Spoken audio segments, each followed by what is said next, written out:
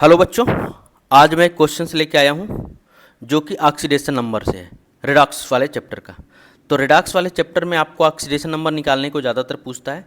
Redox वाले chapter में आपको दो तीन चीज़ें जो है इंपॉर्टेंट है। एक तो ऑक्सीडाइजिंग एजेंट, रिड्यूसिंग एजेंट, या ऑक्सीडाइजिंग एजेंट, रिड्यूसिंग एजेंट, या फिर ऑक्सीडेशन और रिडक्शन किसका हो रहा है, ये इंपॉर्टेंट। दूसरा, कोई भी गिवन एलिमेंट का ऑक्सीडेशन नंबर आपसे पूछ देगा, ठीक है। और तीसरा जो आपसे पूछ सकता है वो है बैलेंस द रिडॉक्स रिएक्शन। और चौथा जो पॉइंट है उस चैप्टर का वो है टाइट्रेशन वाले से। तो ये चार चीज़ें उस चैप्टर से पूछता है, जिसमें हमें आप दिया हुआ है पहला ऑक्सीडेशन नंबर निकालने का।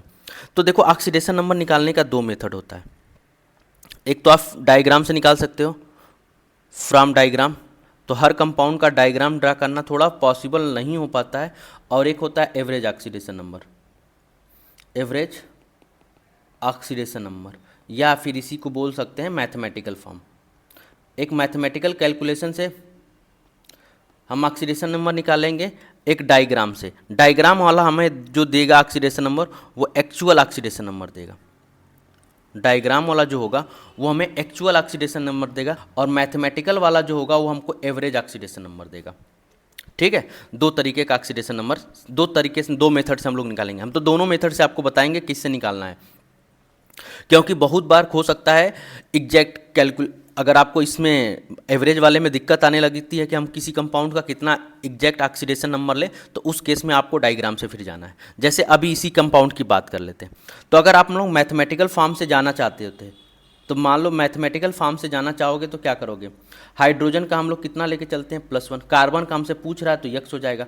अब नाइट्रोजन की बात आती है, क्योंकि बहुत बार नाइट्रोजन का -3 देखे हैं, बहुत जगह ऑक्सीडेशन नंबर नाइट्रोजन का +3 होता है, +5 होता है, +4 होता है। तो नाइट्रोजन बहुत सारे ऑक्सीडेशन नंबर शो करता है। लेकिन अगर कभी अपनी तरफ से ऑक्सीजन नाइट्रोजन का रखना हुआ ऑक्सीडेशन नंबर, तो आप अपनी तरफ से -3 रखोगे, ठीक है। और इस कंपाउंड्स के ऊपर कोई चार्ज नहीं है, तो इक्वल टू क्या कर दोगे, 0 कर दोगे। तो यहाँ से क्या आ जाएगा, x -2 = 0। तो x = क्या आ जाएगा, 2 आ जाएगा। अपनी तरफ से जब भी रखने की बात करें तो आप क्या रखो, 2 रखो। अगर फिर भी आपको अगर दिक्कत आ रही है कि हम क्या रखें, तब उस केस में उस कंपाउंड्स के डायग्राम के ऊपर जाओ। डायग्राम वाला कभी भी आपको गलत आंसर नहीं देगा, ये आपको हमेशा एग्जैक्ट आंसर देगा। इसके लिए फिर आपको हर कंपाउंड का थोड़ा सा स्ट्रक्चर ड्रा करते हुए आना चाहिए। फिर अब जैसे HCN का जो स्ट्रक्चर है, कार्बन और नाइट्रोजन के बीच में ट्रिपल बॉन्ड होता है, और यहाँ पे एक हाइड्रोजन आ जाता है। अरे हाँ, इसके बाद इसके पास एक लोन पेयर। इस तरह से इसका स्ट्रक्चर होता है। कार्बन की चारों वैलेंसी पूरी हो गई, नाइट्रोजन की भी 3 वैलेंसी पूरी हो गई, और यहाँ से ये ऑक्टेट रूल लगा के आप स्ट्रक्चर बना लो इसको। अब बात आती है, अब इसमें देखो, ये हो गया स्ट्रक्चर। अब जितना बॉन्ड है उतना एक कंपाउंड के ऊपर प्लस चार्ज आएगा, दूसरे कंपाउंड पे निगेटिव चार्ज आएगा। तो यहाँ पे अब डायग्राम बनाने के बाद क्या करना है, इलेक्ट्रोनिगेटिविटी का डिफरेंस देखना है। क्या करना है, इलेक्ट्रोनिगेटिविटी का डिफरेंस।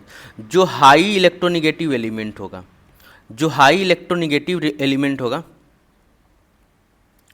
ठीक है, उसके ऊपर क्या आएगा, निगेटिव चार्ज रख देना।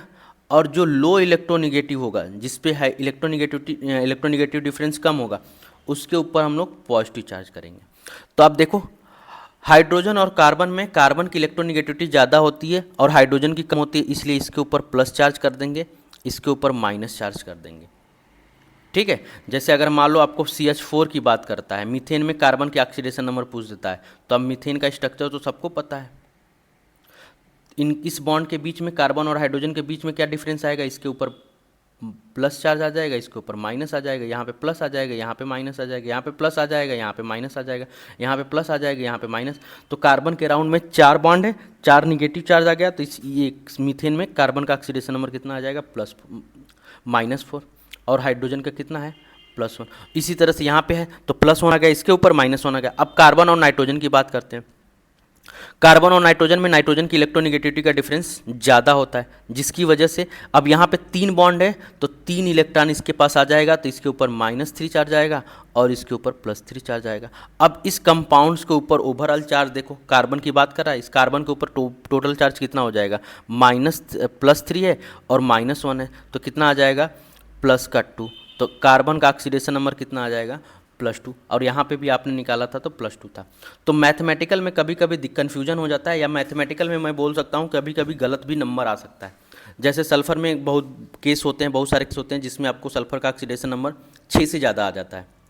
ठीक है, तो उस केस में आपको डायग्राम बना के करने में ज़्यादा ज़रूरत पड़ेगी। उस केस में आप डायग्राम बना के ड्रा करो, अच्छे से आएगा।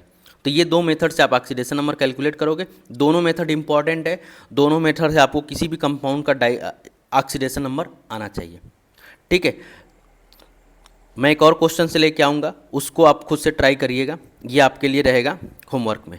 इसमें आपको क्रोमियम का ऑक्सीडेशन नंबर पूछ रहा है, तो क्रोमियम का ऑक्सीडेशन नंबर कितना होगा ये आप खुद से होमवर्क करके आइएगा। मैं इसका वीडियो बना के लिंक डिस्क्रिप्शन में डाल दूंगा, अगर किसी को दिक्कत आ गई तो वहाँ से आप